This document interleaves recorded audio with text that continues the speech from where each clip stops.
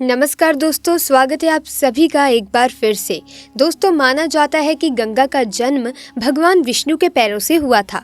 साथ ही ये शिव जी की जटाओं में निवास करती है। गंगा स्नान, पूजन और दर्शन करने से पापों का नाश होता है, व्याधियों से मुक्ति होती है। जो तीर्थ गंगा किनारे बसे हुए हैं वे अन्य की तुलना में ज्यादा पवित्र माने जाते हैं, क्योंकि दोस्तों इस नदी में बहुत से देवी देवता विराजमान हैं। ऐसे में एक बहुत ही रोचक घटना कुछ समय पहले सामने आई थी, जिसमें अचानक से 20 साल की लड़की गंगा नदी में दौड़ने लगी। दोस्तों, सुनने में आपको बहुत ही ज्यादा अजीब लग रहा होगा, लेकिन दोस्तों ये सत्य घटना है। दोस्तों, कहते हैं कि यदि एक बार महादेव की कृपा किसी पर हो जाए तो वो भव सागर को पार कर लेता है। ऐसा ही महादेव के परम भक्त के साथ हुआ।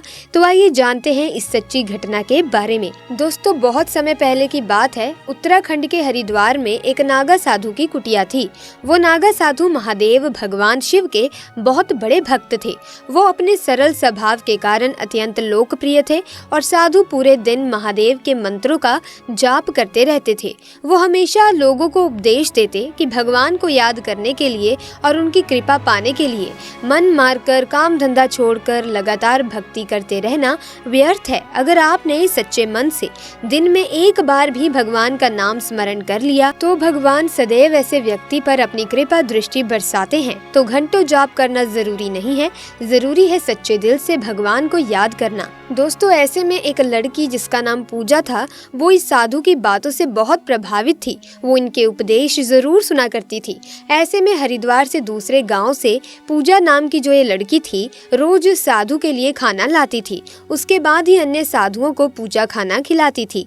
एक दिन पूजा साधु के लिए देर से खाना लाई तो बाबा ने कारण जानना चाहा।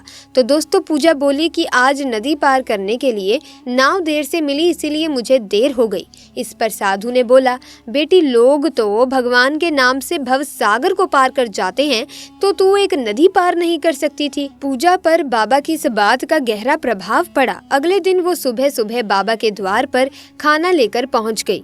बाबा ने पूछा, पूजा, आज तुम इतनी जल्दी कैसे आ गई? पूजा बोली, बाबा, आप ही ने तो भगवान के नाम का सहारा सुझाया था, आज उन्हीं का नाम लेकर नदी पार कर गई। अब नाव का सहारा लेने की जरूरत जीवन भर नहीं पड़ेगी। उस साधु ने भगवान के नाम का उपदेश तो दिया था, परंतु उन्हें स्वयं उसके इतने बड़े प्रभाव का भान नहीं था। उन्हें लगा कि पूजा उनसे ये बात हास्य में कह रही है।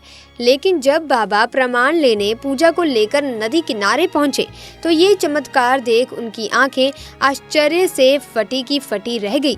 पूजा भगवान का नाम लेते हुए सहजता से नदी पार करने लगी। बाबा ने पूजा को प्रणाम करते हुए कहा, हे देवी, आज से तू ही मेरी गुरु है। मैंने तो जीवन भर भगवान का नाम लेने का उपदेश दिया है, परंतु तूने भगवान को अपना कर दिखा दिया है। निष्पाप हृदय से सच्चे मन से भगवान को पुकारा जाए तो भगवान जरूर अपने भक्तों के सहारे के लिए उपस्थित हो जाते हैं। तो दोस्तों, आपको ये चमत्कारी घटना कैसे लगी हमें कमेंट सेक्शन में ज़रूर बताइएगा।